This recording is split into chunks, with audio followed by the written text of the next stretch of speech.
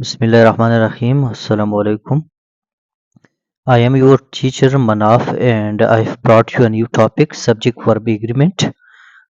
In this class हम subject verb agreement के बारे में पढ़ेंगे।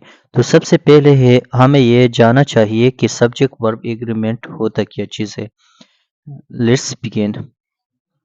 Subject verb agreement means that a subject and verb must agree in number.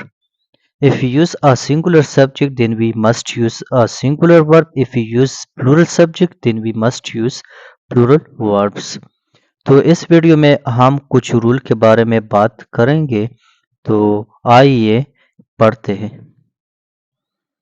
तो सबसे पहले rule number 1, if the subject is singular, the verb must be singular. For example, Ali plays cricket on Sunday. Ali चूंकि singular है तो इसलिए play के साथ इसका इजाफा हुआ। तो एक और एग्जांपल को देखते हैं। She sees her doctor regularly. She जो सिंगुलर है तो सी के साथ इसका इजाफा हुआ। तो ये सिंपल प्रेजेंट टेंस है। जब भी हम सिंगुलर सब्जेक्ट का इस्तेमाल करते हैं तो हमें ये भी जानना चाहिए कि हम सिंगुलर वर्ब का इस्तेमाल भी करेंगे। तो आइए rule number 2, plural subject take plural verb. अगर हम प्लूरल सब्जेक्ट का इस्तेमाल करें तो हमें प्लूरल वर्ब का इस्तेमाल भी होना चाहिए। तो एग्जाम्पल को देखते हैं। We watch cricket on TV. Watch ये प्लूरल वर्ब है इसलिए कि हमारे पास जो वी था ये प्लूरल सब्जेक्ट प्रोनाउन था, इसलिए हमने वॉच जो है ये प्लूरल वर्ब का इस्तेमाल भी किया। तो एक और एग्जांपल को देखते हैं। दे ईट लंच ऑन टाइम। दे ये प्लूरल सब्जेक्ट प्रोनाउन है इसलिए हमने ईट का इस्तेमाल भी किया। तो ईट भी प्लूरल वर्ब है। तो रूल नंबर 3 की तरफ आते हैं। Rule number 3, if any plural subject or pronouns are joined by and, then a plural verb is used. अगर दो या दो से ज़्यादा सब्जेक्ट या सब्जेक्ट प्रोनाउन हम इस्तेमाल करते हैं और इसके बीच में एंड का इस्तेमाल हुआ है तो हम फिर प्लूरल वर्ब का इस्तेमाल भी करते हैं। जैसा कि एग्जांपल को देखते हैं। Saima and Naima come home together. Come जो है ये प्लूरल वर्ब है इसलिए कि साइमा एंड नाइमा ये प्लूरल सब्जेक्ट है, इसके बीच में एंड का इस्तेमाल हुआ है। तो एक और एग्जांपल को देखते हैं। He and she are close friends. He और शी ये सब्जेक्ट प्रोनाउन है, ये प्लूरल है तो इसलिए हमने आर का इस्तेमाल भी किया। तो रूल नंबर 4 की तरफ आते हैं। Sometime a phrase comes between the subject and verb, but the verb still agrees with the subject. If the subject is singular, a verb must also be singular. If it is plural, a verb must also be plural. इस rule का मतलब ये है, अगर हम subject और verb इस्तेमाल करते हैं लेकिन इसके बीच में हम किसी फ्रेज का इस्तेमाल करते हैं तो ये फ्रेज जो है ये सब्जेक्ट वर्ब पे कोई असर नहीं डालता। तो अगर सब्जेक्ट सिंगुलर हो तो वर्ब भी सिंगुलर होना चाहिए। जैसा कि that boy behind the wall is naughty. That boy ये सब्जेक्ट है, इज जो है ये सिंगुलर वर्ब है। बिहाइंड द वॉल ये सब्जेक्ट और वर्ब के बीच में आ गया तो इसलिए ये जो फ्रेज है इसने सब्जेक्ट या वर्ब जो है इसके बीच में आ गया, लेकिन सब्जेक्ट सिंगुलर था तो इसलिए ये वर्ब भी सिंगुलर है। तो एक और एग्जांपल को देखते हैं। The whiteboard that we use is too poor. The whiteboard ये सब्जेक्ट है, इज टू ओल्ड ये जो है ये बकाया जुमला है, ये बाकी जुमला है तो इसलिए दैट वी यूज ये क्लास है, ये सब्जेक्ट और वर्ब के बीच में आ गया, लेकिन द सब्जेक्ट सिंगुलर था तो इसलिए द वर्ब भी सिंगुलर इस्तेमाल हुआ। तो एक और एग्जांपल को देखते हैं। The boys as well as the girls do not follow the classroom rules। The boys plural था तो इसलिए हमने डू नॉट जो है ये प्लूरल नेगेटिव का इस्तेमाल भी किया। तो आज वेल आज द गर्ल्स ये जो है ये फ्रेज था, तो इसलिए हमने फ्रेज जो इस्तेमाल किया, तो सब्जेक्ट प्लूरल था, तो इसलिए वर्ब भी प्लूरल का इस्तेमाल हुआ। तो रूल नंबर 5 की तरफ आते हैं।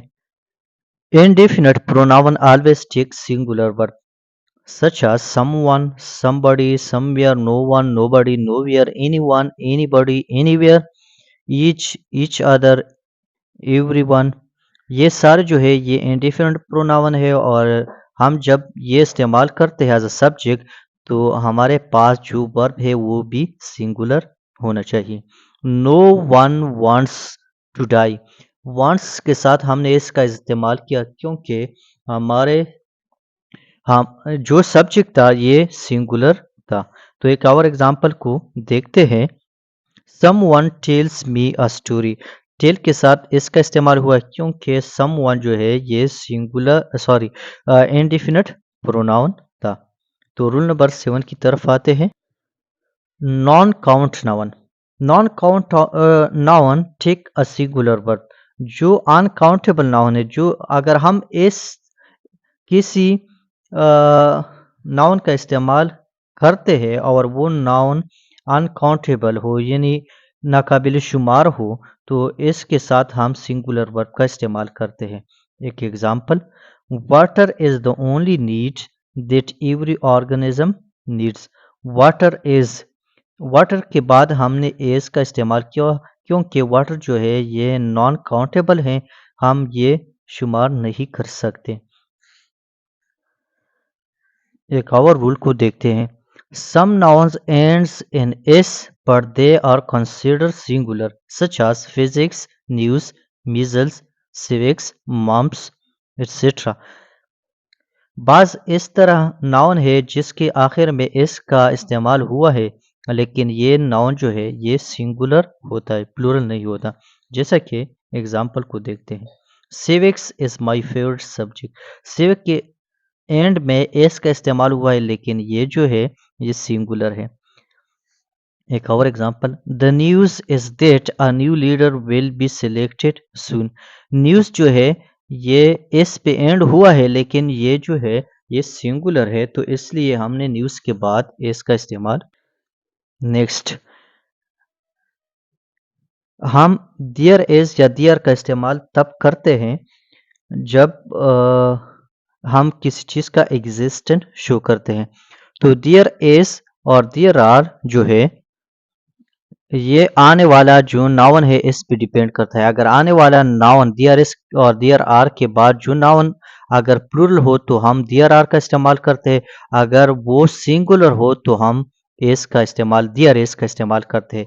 For example, there are many books in the bag, mini book जो प्लूरल है तो इसलिए दियर आर का इस्तेमाल हुआ। There is one book in the bag, there is मैंने इसलिए इस्तेमाल किया, वन बुक जो है ये सिंगुलर है। Next rule, collective nouns, collective noun take singular verbs।